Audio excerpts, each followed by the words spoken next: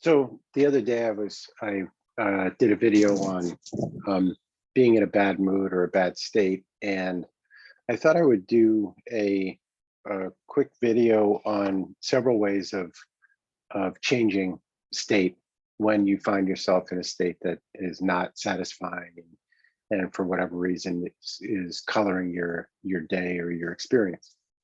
So I do want to say that the first thing to check in on is the state, what's it trying to do for you? There's, in my experience, or one way you can think about it is the state is always trying to do something purposeful for you. So it may be an alert of some kind, it may be trying to teach you something. So usually the first place I want to check, especially if something isn't just moving through me, is, is there a concern or something that I need to learn or something that I need to address? Sometimes we're worried for good reasons, or sometimes we're experiencing anxiety because there's something we haven't attended to. So the first thing I like to do is check in on that and make a commitment to myself to address whatever that concern is. If you're worried about your taxes, then make a commitment to yourself to get to the bottom of it and resolve the issue. And making that commitment, if you're somebody that keeps your commitments, will very often calm down your nervous system so that emotion can shut off or can move through you. So that's the first thing, and very often that's enough. In fact, if you can do that, it's incredibly powerful. But I'll give you a couple other ways, just because sometimes I think a bad mood or a bad state can get into our system much in the same way that, a tune can sort of get lodged in your head, or a conversation. And by the way, repeating an argument or something like that, sometimes that can be driving the whole process and keeping you in a particular state that you may not like. If you had an argument with somebody at the store, that may be staying with you and coloring your day. So when that happens, a couple of things you can do. First thing is just an idea, really about this whole topic from NLP that we call breaking state. And breaking state is just that. It's really anything you can do to shift your state rapidly. And so a few of the things that I'm going to share with you are ways to break state.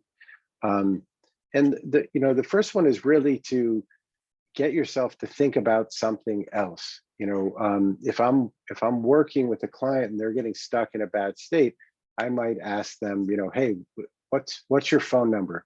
And it seems like jarring, but that's exactly what we want. It's something that's distracting that part of your mind for a moment and putting your attention somewhere else. So that's the first thing, is, looking for different ways to break your state. Now, one of my favorite ways to break state is to move my body. Any emotional state has a certain configuration in your nervous system and in your physicality, in the way you breathe, in the way you stand, in the way you gesture. So just moving your body is a really powerful way to begin shifting your state. So moving your body, taking a walk, going for a run, doing some yoga, any of those things will be really quick and powerful way to begin to shift your state. And one of my favorites of all time is just dance for 5 minutes. Close the door, close your curtains. Nobody has to see you. Put on some music and dance like crazy. Dance. I always like to say, dance like you danced when you were in junior high, when you knew you looked silly, but you're just dancing. And if it makes you feel silly, that's great, because that's shifting your state. At least now you may not be feeling sad, you're feeling silly, which is pretty cool. So so definitely dance. Another thing is, another powerful way to change your state pretty much immediately is, I think the most common name for this is box breathing, where you you inhale, say for a count of 4, hold for a count of 4, exhale for a count of 4, and then hold for a count of 4. So that's the basic, inhale, 2, 3, 4, hold, 2, 3, 4, exhale, 2, 3, 4, hold, 2, 3, 4. And if you do a half dozen rounds of that, I can virtually guarantee that your state will shift. You can also play with the proportions. You can inhale or exhale longer than the 4 count, and the holds you can expand also. So that's something that you can explore. And once you've trained it a couple of times, it will shift your state immediately. Another thing you can do is throw on YouTube and watch some comedy. Getting a good laugh is one of the quickest ways to shift your state. And if you get yourself to laugh a lot, it will completely shift your state. And very often you may forget what was distressing you in the first place. So I highly recommend that. I love comedy.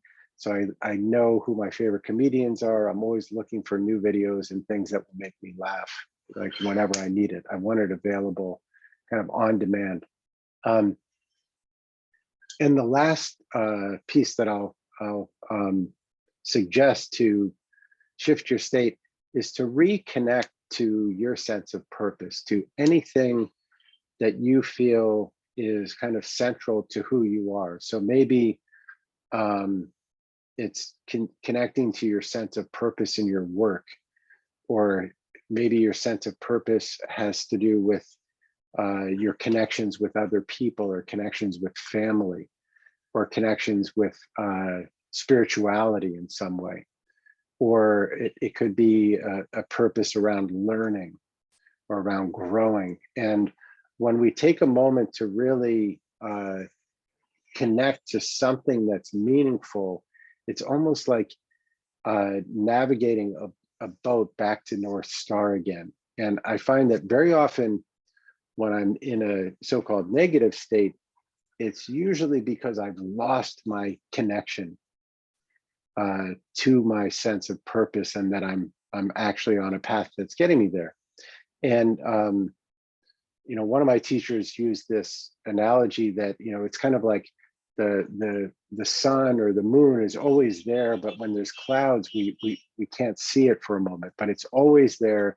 And if you remind yourself, like, yes, I am on this path, this is a direction I'm heading in, that can be really powerful to help shift your state as well.